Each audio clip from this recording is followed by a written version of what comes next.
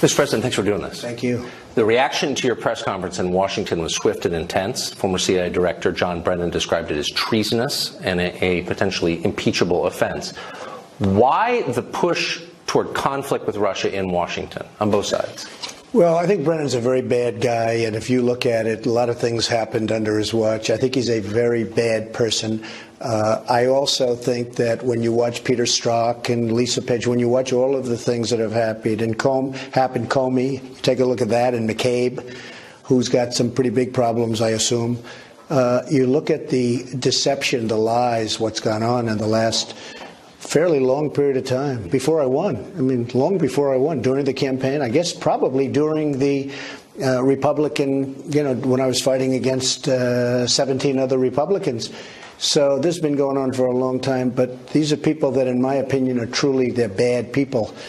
And they're being exposed for what they are. And it's a shame that it has to happen, but it's really hurt our country. Their view is that the United States is forever in conflict with Russia, which is our chief global adversary, and anyone who doesn't believe that is betraying the United States. Without taking up whether that's true or not, why do you think there is this bipartisan consensus on that in Washington?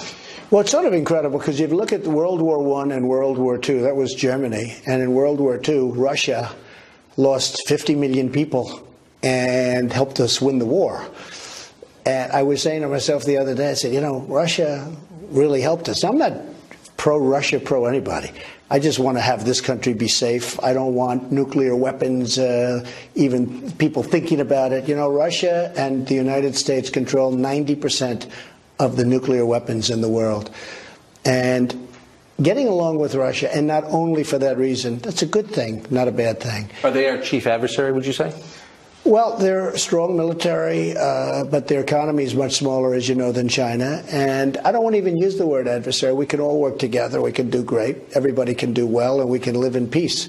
But I think it's very, very important, and I've watched your show a lot, and I see how you're talking about the magnificent size of China. You look at the size of what they've done in a fairly short period of time. That's because of a lot of bad leadership on behalf of the United States. We allowed that to happen. We allowed them to make hundreds of billions of dollars. And right now, as you see, and you probably have noticed, that things are happening. We have to bring it more into line. We have to level the playing field between the United States and China. And we've increased our net worth. We've increased our worth by more than $7 trillion since the election. And we're about twice the size of China, our economy. But China still is a massive economy. They have the second biggest by far. So NATO was created chiefly to prevent the Russians from invading Western Europe. I think you don't believe Western Europe's at risk of being invaded by Russia right now. So what is the purpose of NATO right now? Well, that was the purpose. And It's okay. It's fine. But they have to pay. And they weren't paying. And other presidents went and they'd make a speech and then they'd leave and nothing would happen. And, the fact that they didn't pay is not, new. It's not a new fact. This is something that people have known for a long time. Other countries were delinquent. In the real estate business, we use the word delinquent. They didn't pay. They didn't pay for past. So I went there 3-4 days ago and I said, folks, you got to pay. Because we're not going to pay from 70 to 90, and I think 90 is really the right, depending on the way you define it, 90%. We're not going to pay 90% of the cost to defend Europe. And on top of that, the European Union kills us on trade. We lost $151 billion last year on trade. They don't take our product. They don't take our farmers' beautiful goods. They don't take our cars. And if they do, the rate of tax is many times what we would charge them. We only charge them 2.5%. Their tariff is very substantially higher. I mean, in the case of China, we charge 2.5% when they send a car, and when we send a car into China, they charge us 25%. How is that fair trade? People say, oh, we don't want tariffs, but how is that fair when one country gets 25% and another country gets 2.5%? And by the way, the one getting 25 doesn't even want the cars. They want them to build those factories. They want those factories built in China. They want those factories built in Europe. So now we're doing things that have never been done before in this country, and you see what's going on. It's been very pleasant to watch. Membership in NATO obligates the members to defend any other member that's attacked. So let's say Montenegro, which joined last year, is attacked. Why should my son go to Montenegro to defend it from attack? Why is that? I understand what you're saying. I've asked the same question. You know, Montenegro is a tiny country with very strong people. Yeah, I'm not against Montenegro or Albania. No, by the way, they're very strong people. They're very aggressive people. They make it aggressive. And congratulations, you're in World War III. Now, I understand that, but that's the way it was set up. Don't forget, I just got here a little more than a year and a half ago. Right. But I took over the conversation 3 or 4 days ago, and I said, you have to pay. You have to pay. And the Secretary General said that because of President Trump, last year we had an additional $44 billion, with a B, billion dollars raised for NATO. And this year it's going to be much more than that. And the countries all agreed. It was very unfair. They weren't paying. So we're not only are we paying for most of it, but they weren't even paying. And we're protecting them. Add that to your little equation on Montenegro. As you traveled around Europe and looked at Europe over the years, can you think of a place that has been improved by mass immigration or the movements of large numbers of refugees? Not one. Not one. And in fact, one of my big things, and some people were insulted. I'll tell you, a year ago they would have been totally insulted. Now maybe there could have been a couple out of all of those countries. I said the immigration policies in Europe are a disaster. You're destroying Europe. You're destroying the culture of Europe. The crime is up in those areas, and you better do something. I tell them that. I said, look, it's not me. It's not anything. You just look at the numbers. The numbers speak. But the culture is changing rapidly, and the crime rate is changing more than rapidly. You better do something. I told them that. What are the lessons for us watching that? Well, we have to be very strong on the border. Now, we're much stronger than we ever were on the border, and our numbers are much lower, but still, we're getting the wall. We're putting in for about $5 billion. We've already started the wall, $1.6 billion. It started in San Diego, California. It's almost completed in that area. And by the way, the people were really asking for it. You know, it's interesting. They probably go down as, oh, we don't want the wall. But when it came to their backyard, they wanted that wall, and they wanted it up fast. But we've started the wall. We are going to continue with the wall. It's so necessary. But we have to have strong immigration policies. Our laws are so bad, Tucker. Somebody comes in, and they step on our land, and now we end up with a court case that takes 7 years, but the people never show up to court. It's so bad, and we have to do something about it. Like, if they come into our land, we have to say, I'm sorry, you have to leave.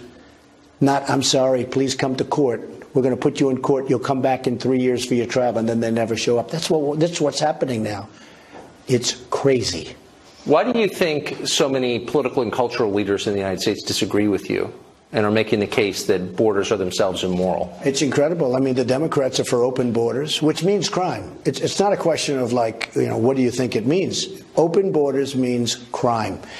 And you look at MS-13 is pouring in, and we stop them better than anybody else could. But when they get through, and then we send ICE, because ICE is tougher than they are. And now I understand there's a big move to try and get rid of ICE. But MS-13, these are tough, vicious people. They don't like guns. They like using knives better because it's more painful. These are vicious people, and you know the story. You cover it plenty. And ICE goes in and they get them out. They get them out. They put them in jail, or they throw them out of the country, and they don't even think about it. And now there's a move on to get rid of ICE because ICE is tough. If you don't have tough people doing that job, you're going to have crime like you've never seen it. So it is incredible. The Democrats want open borders, which is basically saying we want open borders, we want crime. Why do you think they want that? Maybe it's a political philosophy that they grew up with. Maybe they learned it at school. Maybe they're fools. I don't know. Spoke with the Russian president about the hacking of the DNC servers. Yeah. Those indictments were announced just a couple of days before you left on your European swing. Right. What do you think of the timing of those indictments? Well, I don't think of the timing as much as I think of other timing. Barack Obama was president. I wasn't president when this happened. Barack Obama was the president of the United States when all of this was when I was getting elected. So I was being elected, and I assumed this stuff all took place in that area or before. And he was president, and they informed him of it, and he did nothing. And then after I won, see, he thought Hillary was going to win. After I won, he said, oh, this is a big deal. Well, it wasn't a big deal as long as she won. So it's a disgrace. And frankly, it's a disgrace what's happening to our country. Would it be possible for you to direct the Department of Justice, FBI, to take possession of the server and have, assuming no government investigators looked at it, which seems to be the case right now, and get to the bottom of it? So, as I've told you, and the answer is absolutely it is possible, and maybe at some point it'll be done. But I've wanted to stay out. My Department of Justice is the one branch, the one group that I'm very little involved in, same with the FBI. Am I disappointed that they're not looking at all of the crooked things taking place on the other side? Like the Pakistani man who left with these 3 servers, knew everything about Schultz, knew everything. Debbie Wasserman Schultz. And I think he had 3 servers. I believe they even have them, and they don't want to use them. Or the DNC, where the server was never taken by the FBI. They went in there, and Podesta or somebody threw him out of the office. They said, get out of here. And yet they go after other people like there's no tomorrow. So I have purposely, and you understand that, I spoke to you about it before, as they said, you're winning. Don't get involved, because I don't want to have people accuse me of anything. So I've stayed very much uninvolved. But am I allowed to be involved? Totally. Will I be involved? We'll have to see as it goes along. I mean, right now people are finding out a lot of things that they never thought. And in all fairness to the IG report, it was an unbelievable report, except at the end where they sort of tried to be politically correct. But when you talk about bias, there's never been bias like that. Now, Strzok, on the other hand, was, that was total bias. But that report was a good report, except for the basic conclusion. So finally on Europe. Which wasn't even bad. Having met with, talked to, watched carefully Angela Merkel in Germany, Vladimir Putin in Russia, who do you think, from the perspective of their countries, does a better job representing the interest, again, of their countries?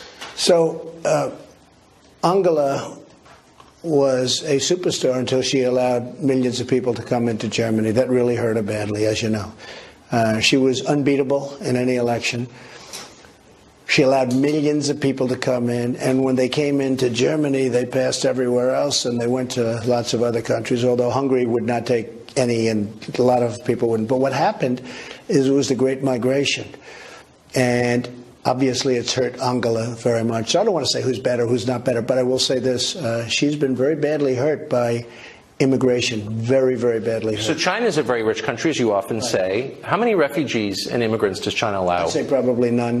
Why is that? I'd say, how about asking me about Japan? How about asking me about South Korea? How about asking me about a lot of other countries that are very successful? Is there pressure on those countries to allow millions of refugees and immigrants to come in? Pressure? I don't even think the people making the decision would want to waste the phone call. There's no chance.